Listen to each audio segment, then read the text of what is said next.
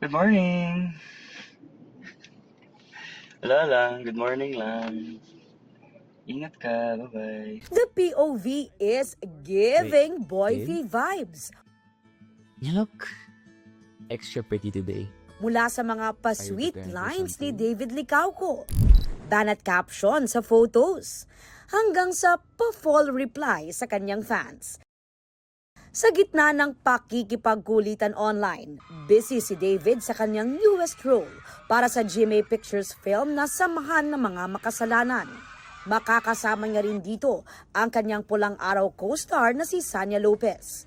Huge honor din daw para kay David dahil makakatrabaho niya rito ang veteran actor na si Joel Torre. Also seeing him as an actor ay napakagaling.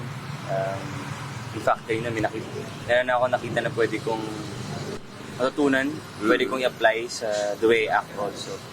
From one heartthrob to another. Very busy rin this 2025 si Alden Richards. Pero pag-amin ng Asia's multimedia star, nag-hiatus siya o nag-lie-low sa pagpo-post sa social media, kasunod ng pagpanaw ng kanyang lolo 2 weeks ago. Drop everything. Walang makakapigil sa akin kahit sino when it comes to family.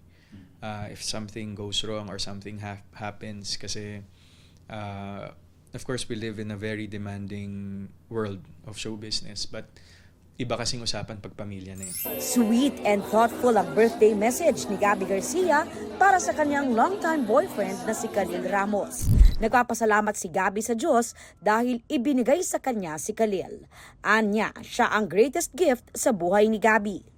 Si Khalil din daw ang kanyang calm at constant at ang taong nagpapanatili sa kanya sa pagiging humble at grounded.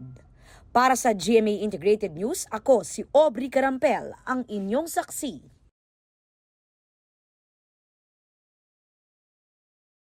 Mga kapuso, maging una sa saksi. Mag-subscribe sa GMA Integrated News sa YouTube para sa iba't ibang balita.